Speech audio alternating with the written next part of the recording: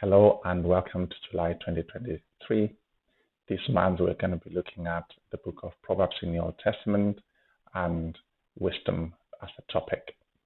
We see in the Old Testament there are three books grouped together that focuses on God's wisdom, and that is Proverbs, Ecclesiastes, and Job. The dictionary defines wisdom as the capacity of judging rightly in matters that relate to life and conduct. In our case, however, we're going to be looking at wisdom as an attribute of God, something that should be evident in the way that we make our decisions on a daily basis. Now, you can be the most knowledgeable person in the world, read so many books, researched on the internet, spent time talking to so many people, but lack applying that knowledge in the most effective way. Wisdom is exactly that, the next step from gaining knowledge. And it helps us to apply that knowledge in the best possible way. In our case, we want to see how God wants us to apply that knowledge. So God's wisdom is very important for us here. Of course, we learn in many ways, in different ways. We spend time, if you're lucky, maybe you've had good parents who have passed down knowledge from their generation, or maybe grandparents. They've told us of how things that they've done from a young age to where they are now that succeeded, and those things that failed. By passing that down to us, they're trying to help us not repeat the same mistakes they made. That is very important and is very useful. And as we continue on our journey, hopefully we'll build up the same which we can pass to our children and their children as well. So this process of passing knowledge down is great.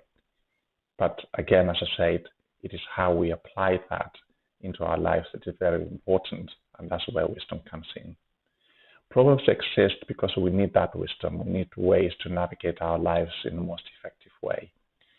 And it offers short instructions in our poetic structure, which refers to as teachings or sayings that will help us.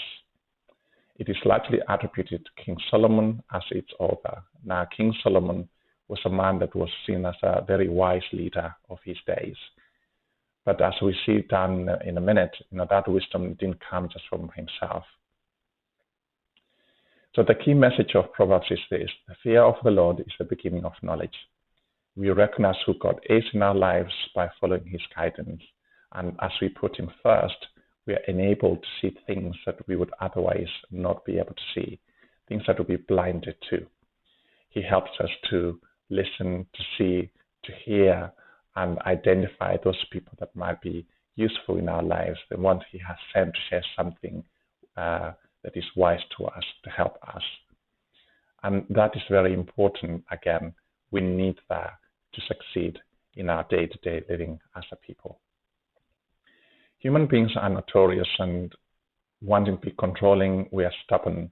We don't like to be told what to do. And when left to our own devices, of course, we can be a distraction in many ways to ourselves, to our communities, to our families. We therefore need to learn to acquire. Again, it doesn't come by default, but we need to learn and acquire that knowledge in order to avoid those mistakes in life. And that's through those who've been there before and God himself, as I said. We need his wisdom. Imagine you're setting off on a journey and you're given directions and you come to a crossroad or a junction. You have to make a decision which way to go.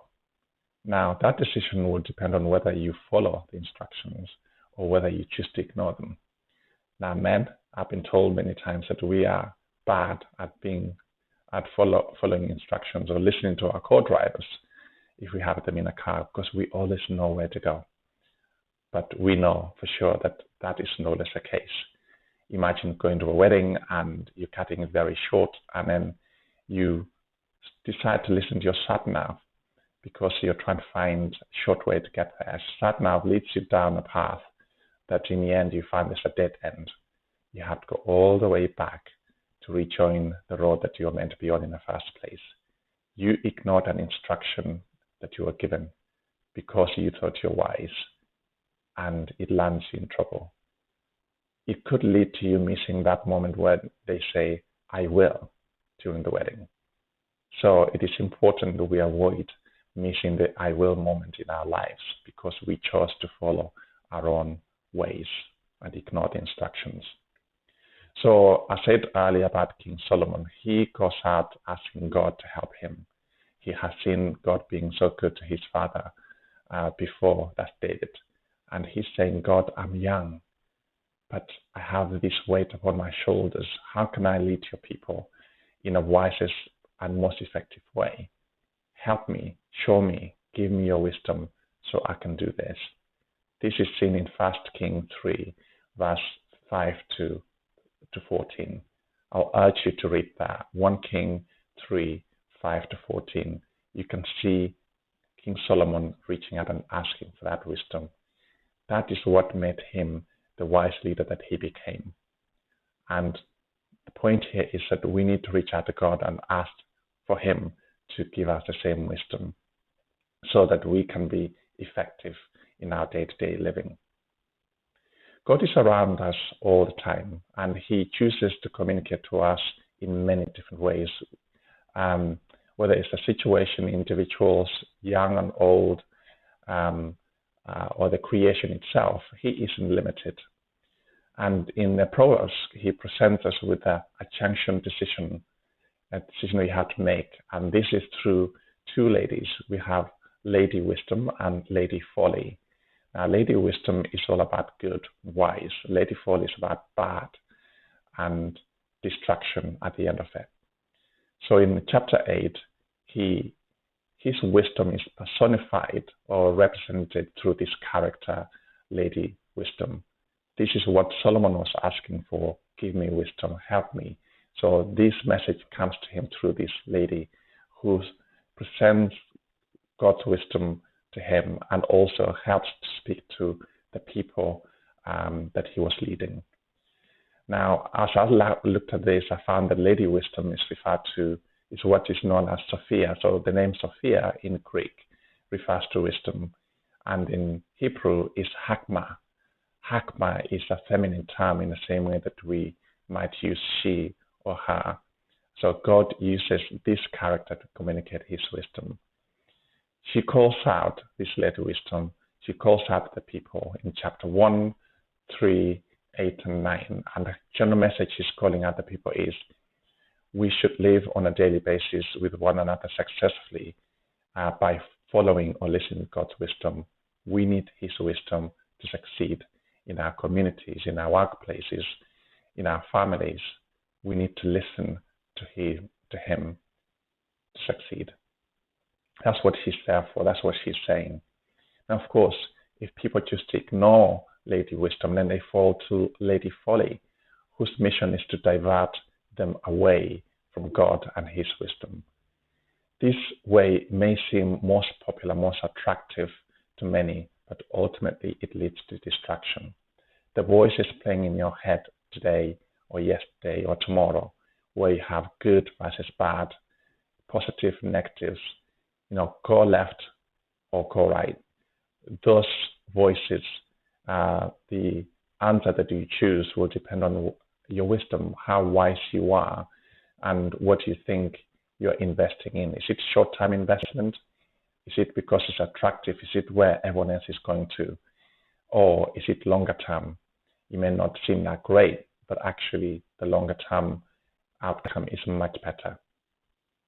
So why did God choose to use a female character or representation to communicate his wisdom? Well, the answer is we don't know.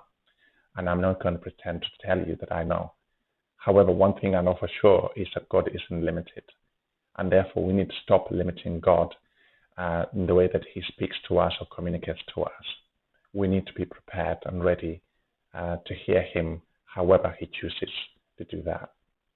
We need to be in his frequency. We need to be talking to him on a daily basis. It is true that the more we get to understand him, the more we will know when he's leading us one way or another. We need his wisdom.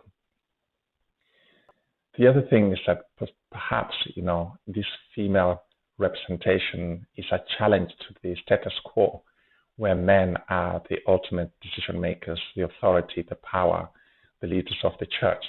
But here we have this female character being used to communicate God's message. Again, God is saying, you know what, I don't care who you are, I don't care about genders, I don't care about situations, but I will talk to you when I want to talk to you. So it is important we are open-minded in that way.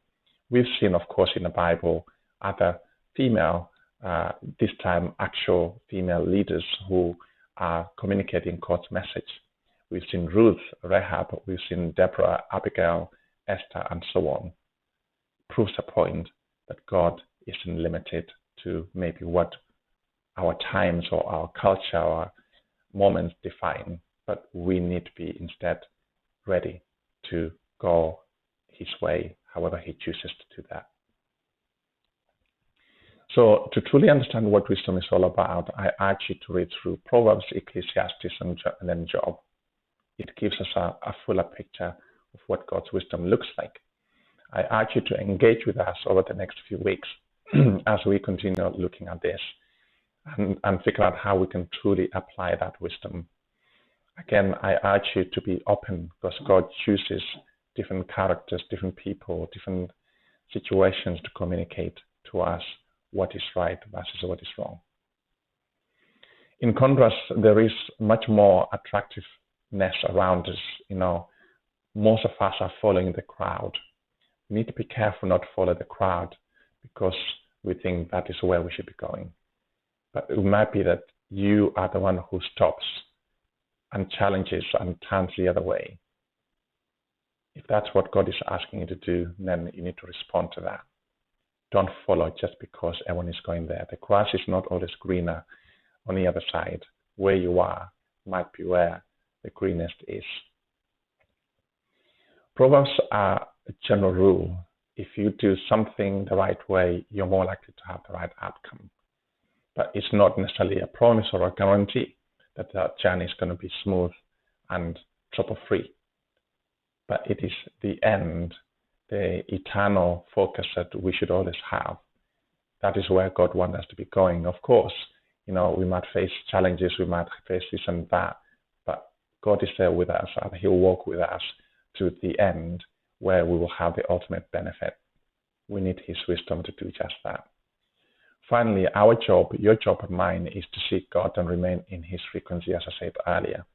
This way we get to have clearer direction, clarity in where we need to go as we make our decisions according to his will that's led to us by his wisdom to get there in the first place. Knowledge is great and we need to get a lot of it, but we need to be better at applying it. That is what God's wisdom is all about. So Proverbs 8 is one I'll urge you to read. And I'm just going to finish off in verses 32 to 36. And it says this. This is Lady Wisdom speaking. Now and then, my children, listen to me. Blessed are those who keep my ways. Listen to my instructions and be wise. Do not disregard it. Blessed are those who listen to me, watching daily at my doors, waiting at my doorway. For those who find me find life and receive favor from the Lord. But those who fail to find me harm themselves. All who hate me love death. So she has been calling up the people of the community, and she finishes with that. Lady Wisdom in your life today may not necessarily be a character called Lady Wisdom, but it is about God's wisdom, and he may be speaking to you through someone else that you may be ignoring, or through that situation that you're not expecting. You need to be in tune. You need to be ready to listen. Do not be blinded by your own limitations, but tap into God's ways, and you will be wiser in the way you apply the knowledge you have acquired. Be blessed and have a good day. Bye.